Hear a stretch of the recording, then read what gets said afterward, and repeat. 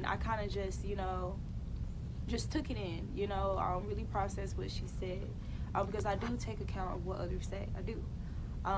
But however, I do not allow it to modify, you know, who I am. I kind of, you know, it's like there's a saying that says chew up the meat, spit out the bones, but I like to say, since I don't eat meat anymore, I like to say you have to know which, you know, what parts of the plants are edible or are of use and which parts are not. You have to know which plants are poisonous and, you know, non-edible in totality, and, you know, which plants that you can utilize its entire being, right? So that discernment, you know, being discerning of the information that you're taking in as well.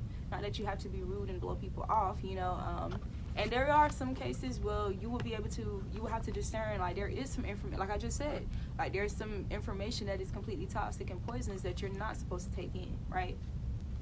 So there will be some times you have to shut people down, but you have to recognize people's energy and people's intent, you know. That's the thing about discernment, right? The depths of the discernment and your intuition, right? Okay. So me saying that, I didn't express to her, like, you know, I kind of was like, you know, sincerely. I didn't really, you know, go into detail about my viewpoint of it. Because yes, if I'm being totally honest, I was concerned, you know, I didn't necessarily want her to feel like her statement was inadequate, or her perception, you know, is unaligned, or like or me coming off like I was holier than thou or anything like that, because in a lot of, you know, my experiences, that's how people would receive, you know, me having different perspectives and viewpoints, you know, on a matter. Not saying that she would, but that's just me. Even though, you know, because she's like, oh my God, you know, I love you, like I'm so grateful to be in this moment with you, you know. To me, I'm here to support her. So that was all I was about, you know. Like, I was just more so in bliss, you know, in awe that we were actually sitting in the same room, hugging, you know, like talking face to face, you know. That was my biggest concern at the moment.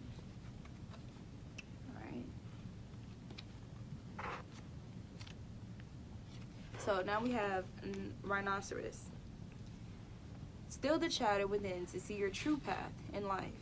Ancient behemoth, repository of primordial wisdoms. Rhino, like supreme masters, has no need for society. Rhino stands sturdily in your cards to counsel that you still the constant chatter in your head. Take time out from hectic socializing and simply be. At first, your mind will echo with 1,000 thoughts, but soon it will quieten, and the true nature of your path and dreams will make themselves known. And with Rhino by your side, you may turn them into reality. Right? Because we have to understand that we're always creating, you know, whether that's consciously or subconsciously, right? So in staying true to yourself, it's important that you be conscious, and that you even train your subconscious in a way that you're being mindful of, you know, the fact that you're always creating something. So consciously creating, consciously manifesting, right, with these thoughts and, you know, these actions that you take, you know, that should be and should remain aligned with who you are, right, with your soul's truth. Okay, so let's look at Hummingbird.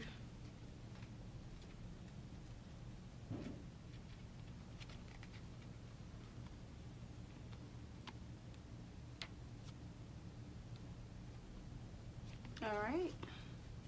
Turn away from infidelity so that love may blossom.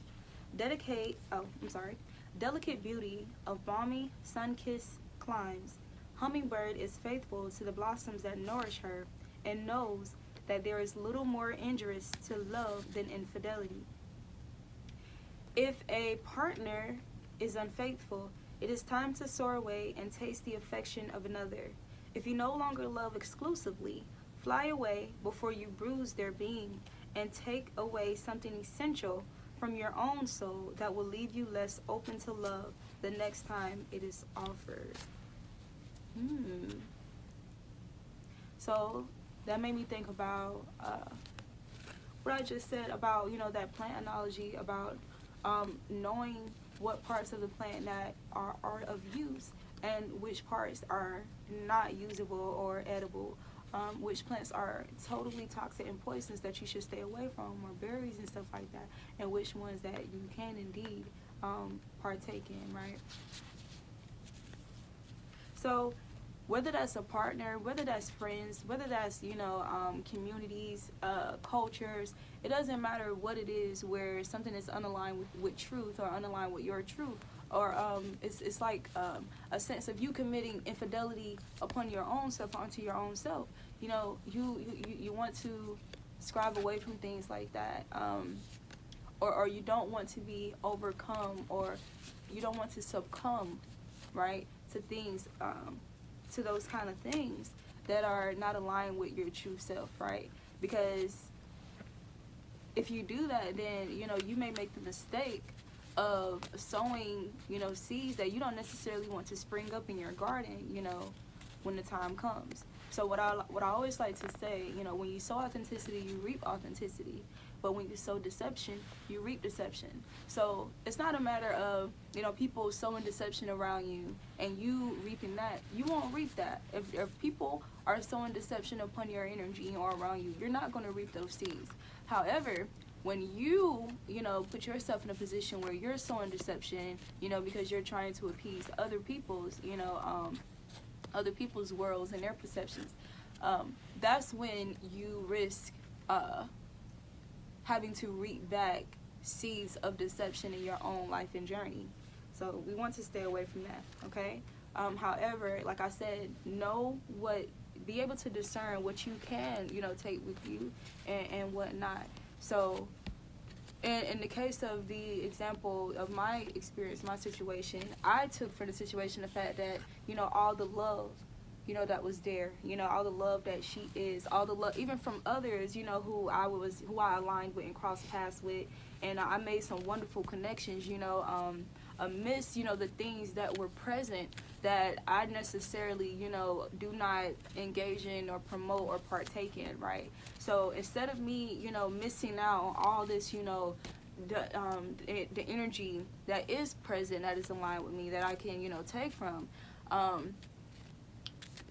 it would be a defeating factor to me if I would just be totally succumbed by, oh my God, I'm at a club, I don't do clubs, oh my God, like this provocative mess, oh my God, like this artificial shit. Like, if I was to allow myself to fixate on these things that, you know, that are not a part of me by design, you know, I would, in a way, make myself miss out on the other things that was aligned with me, that was present.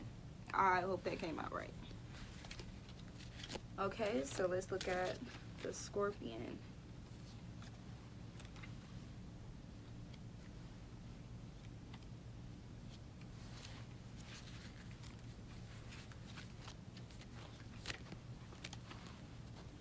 All right.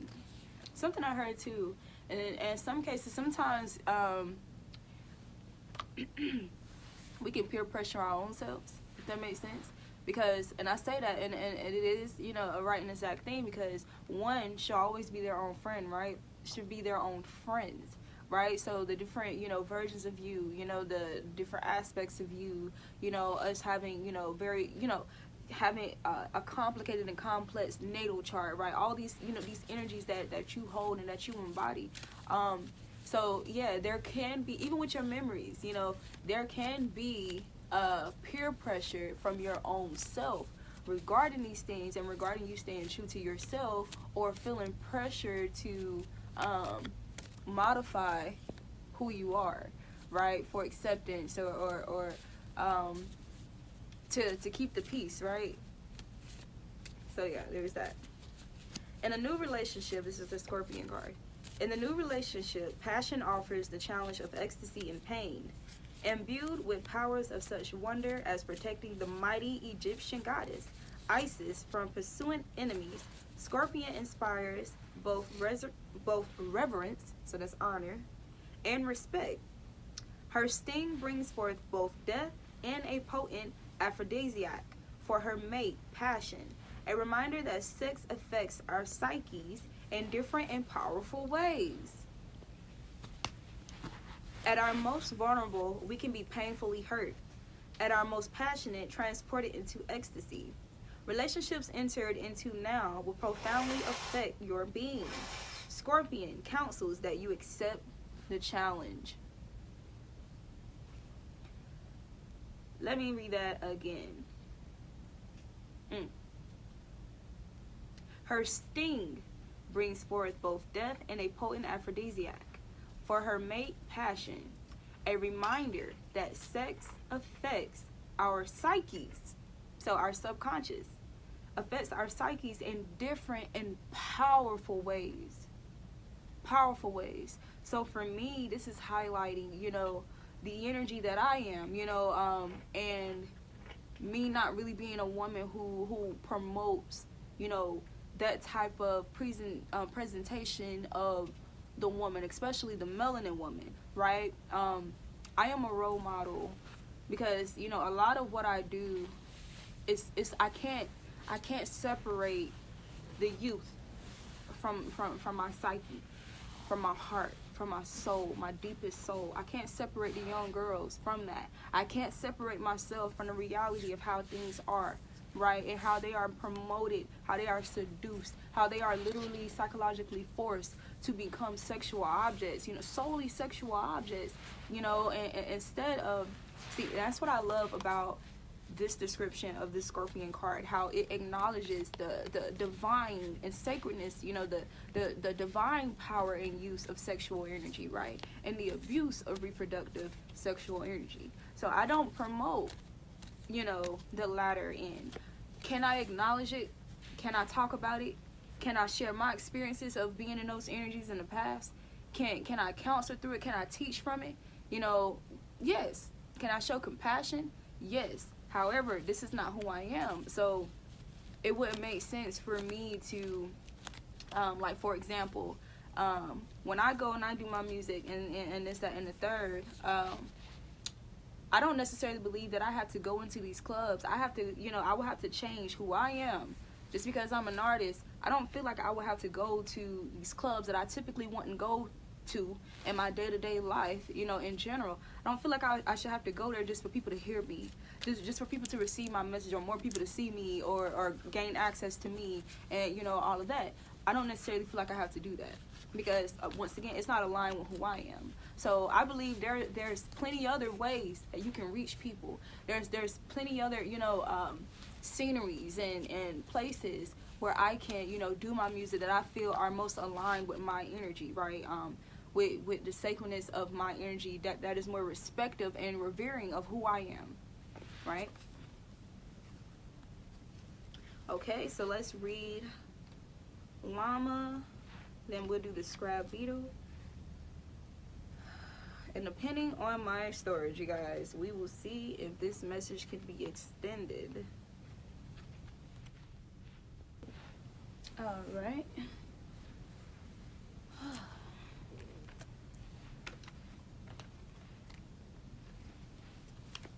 Llama, let courage lead you to seek support and overcome a fear of intimacy. Sweet-tempered, soft, and friendly, Llama's gentle and beautiful wide-eyed face belies her ability to withstand unforgiving conditions. Llama counsels that defensiveness keeps others far away while drawing near loneliness and disrespect. Let go of angst and foreboding, perhaps by consulting another who may untangle the psychology of your mind. As no path is impassable to Llama. With courage, you may take a hard but rewarding road to rediscover the sweetness in your soul and be as one with others. So again, even though you still should hold your values true, right, and close to your heart, that doesn't mean that you can't be, you can't enter these kinds of atmospheres, or be able to still remain true to yourself in these type of atmospheres, right? And understanding, like they said, the psychology of it. So seeing it from the entire angle. So that's why, when she expressed it to me, it wasn't a matter of me absolutely resisting what she said. I, accepted what she said, processed it and stuff like that. I can see it with clear eyes, what it is that she's telling me. However, it's not to a degree that I will allow it to change who I am, or a matter of me making people feel, me intentionally making, because sometimes you're still going to make people uncomfortable just by being you and being true to who you are. But when it's a matter of like intentionally making people feel uncomfortable, which to a degree we are challenged to do that as well, your energy behind it, right? Like, it's not a matter of you ridiculing people.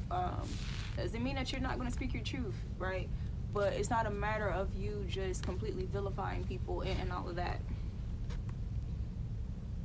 And what I thought of too when I first started reading was the misconception that llamas get, that I mentioned earlier, about how a lot of times in American culture they're most known for, a llama will spit on your ass, right?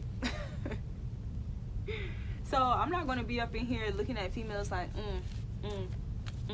just because I don't agree with, or I don't promote that kind of culture upon, melanated women. That doesn't mean I'm going to go in there like, because if I was to be, like that, then I wouldn't be able to cross paths with who I was able to cross paths with, right? And still make, the necessary connections that I made. Am I going to say that while I was there, I connected with a lot of women, like as far as us exchanging conversation and all of that? No, that did not occur. Am I going to say that defines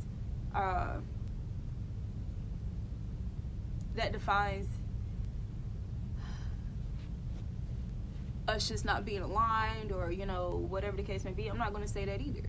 But it didn't happen. It didn't happen.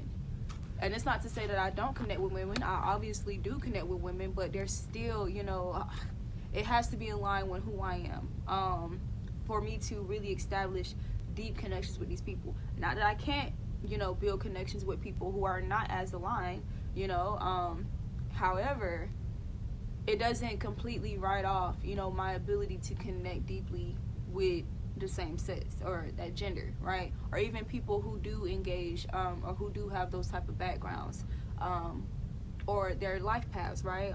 From where they would minister and they would teach, people from that path, right? I really hope that came out right. All right, so let's read the last card.